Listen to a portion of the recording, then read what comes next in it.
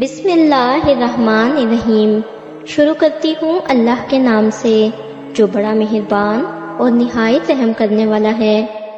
وسوسہ کے معنی ہے شیطانی خیال جو کفر اور گناہ کا باعث ہو،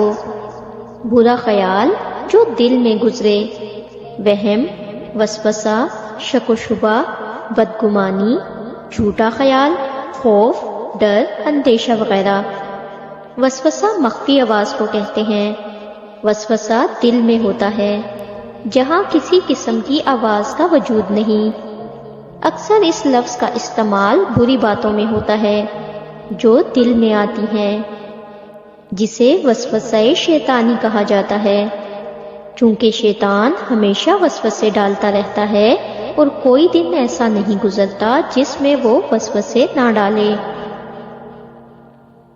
وسوسوں کے بارے میں قرآن مجید میں اللہ کا ارشاد ہے،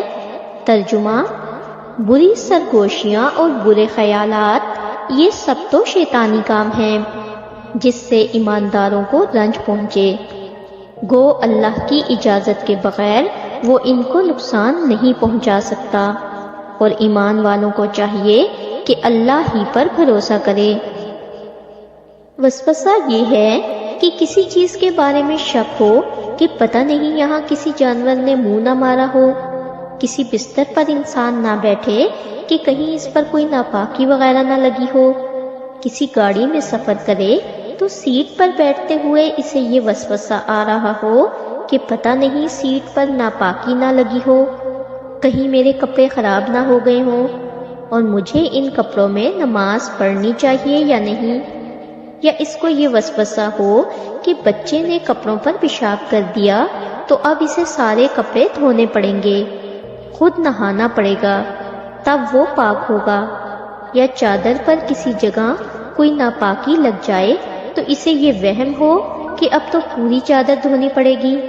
یا کہیں باہر جاتے ہوئے کپڑوں پر یا شلوار پر گندے پانی کے چھینٹے یا مٹی لگ جائے تو یہ وہم ہو جائے کہ اب تو اس شلوار کے ساتھ نماز نہیں ہوگی،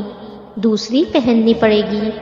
یا جب نماز پڑھنے لگے تو یہ وسوسہ آئے کہ پتہ نہیں میں نے نماز پوری پڑھی ہے یا نہیں، پتہ نہیں رکعت پوری ہوئی ہیں یا نہیں، یا شیطان نماز کے دوران اسے پوری طرح وسوسوں میں گھیرے رکھے کہ اسے یہ پتہ ہی نہ چلے کہ نماز میں کیا پڑھا ہے کیا نہیں پڑھا، یا جب غسل خانے میں وضو کرنے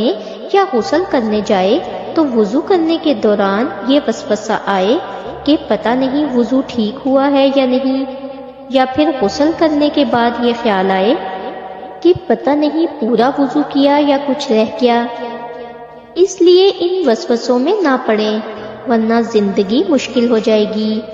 اور اگر کپڑے کے کسی جگہ گندگی یا ناپاکی لگ گئی ہے تو اسے صاف کر لیں، اتنے حصے کو دھو لیں تو کپڑا صاف ہو جائے گا، پوری قمیض یا پوری شلوار دھونے کی ضرورت نہیں ہے۔ اسی طرح گھر سے باہر جاتے ہوئے یا کہیں بازار جاتے ہوئے اگر شلوار کے پائنچے یا شلوار کے جس حصے پر گندگی یا مٹی لگی ہو اتنا حصہ صاف کر لیں، دھو لیں، پوری شلوار دھونے کی ضرورت نہیں ہے۔ اس کے علاوہ شیطان کا سب سے پسندیدہ کام میاں بیوی میں پھوٹ ڈلوانا ہے۔ وہ چھوٹی چھوٹی باتوں کو لے کر شوہر کے دل میں بیوی کے خلاف اور بیوی کے دل میں شوہر کے خلاف وسوسہ پیدا کرتا ہے،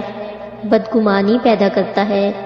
جس کی وجہ سے آپس میں ناچاکی اور نا اتفاقی کی وجہ سے بڑے بڑے جھگڑے جنم لے لیتے ہیں۔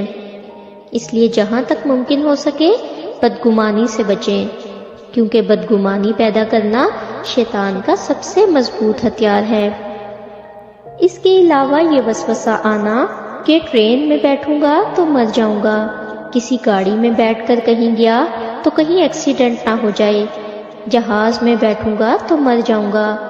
یا پھر کوئی خواب دیکھ لے تو خود سے ہی اندازہ لگانا شروع کر دے کہ یہ خواب دیکھا ہے تو کہیں میں مر نہ جاؤں،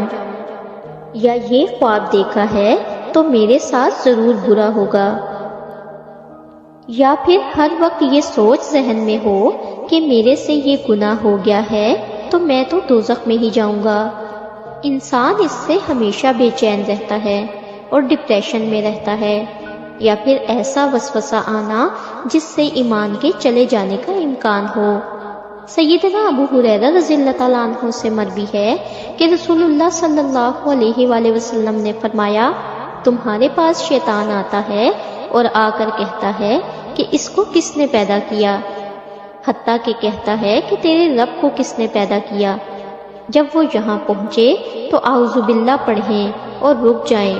حضور صلی اللہ علیہ وآلہ وسلم نے فرمایا، اللہ تعالیٰ نے میری امت کے دلوں میں پیدا ہونے والے وسوسوں کو معاف کر دیا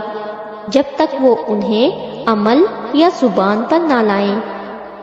یعنی جب تک انسان کا دل مطمئن ہے کہ میں مسلمان ہوں، میں اللہ پر اور نبی پر ایمان رکھتا ہوں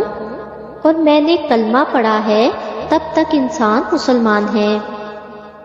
لیکن جب اعلانیہ کفر کے کلمات کہے کہ میں مسلمان نہیں ہوں، میں نے اسلام چھوڑ دیا، تب وہ مسلمان نہیں رہے گا۔ صحابہ حضور پاک صلی اللہ علیہ وآلہ وسلم کے پاس آتے کہ ہمارے دلوں میں ایسے خیالات اور وسوسے آ رہے ہیں جن کو ہم زبان سے بیان نہیں کر پا رہے۔ حضور پاک صلی اللہ علیہ وآلہ وسلم نے فرمایا کہ اصل میں یہی ایمان ہے، وسوسوں سے گھبرانا اور وسوسوں کے خلاف سوچنا ہی تو اصل ایمان ہے۔ یعنی انسان کا ایمان اتنا مضبوط ہو کہ وہ شیطان کے وسوسوں سے نہ گھبرائے۔ اسے اپنے آپ کو اتنا مضبوط کر لینا ہے کہ اگر شیطان وسوسے کے ذریعے اس کا ایمان خراب کرنا چاہے تو اپنے ایمان پر قائم اور ثابت قدم رہے۔ سورہ مریم میں اللہ تعالیٰ فرماتا ہے، جب تمہارا نفس اور شیطان تمہیں وسوسے دلائے کہ تمہاری دعاؤں کا کوئی فائدہ نہیں ہونے والا، تو خود سے وہی کہو جو حضرت ابراہیم علیہ السلام نے کہا تھا کہ میں صرف اپنے پروردگار کو پکارتا ہوں، مجھے یقین ہے کہ میں اپنے پروردگار سے مانگ کر کبھی محروم نہ رہوں گا۔ قرآن پاک میں اللہ تعالیٰ ارشاد فرماتا ہے، وَإِمَّا يَنزَغَنَّكَ مِنَ الشَّيْطَانِ فَاسْتَعِذْ بِاللَّهِ إِنَّهُ هُوَ السَّمِيعُ الْعَلِيمُ، اور کبھی شیطان تمہیں اکسائے تو اللہ کی پناہ مانگو، یقیناً وہ سننے والا اور جاننے والا ہے۔ دوسری جگہ اللہ تعالیٰ نے ایک اور دعا سکھائی، ربی اعوذ بک من ہمزات الشیطان وَأَعُوذُ بِكَ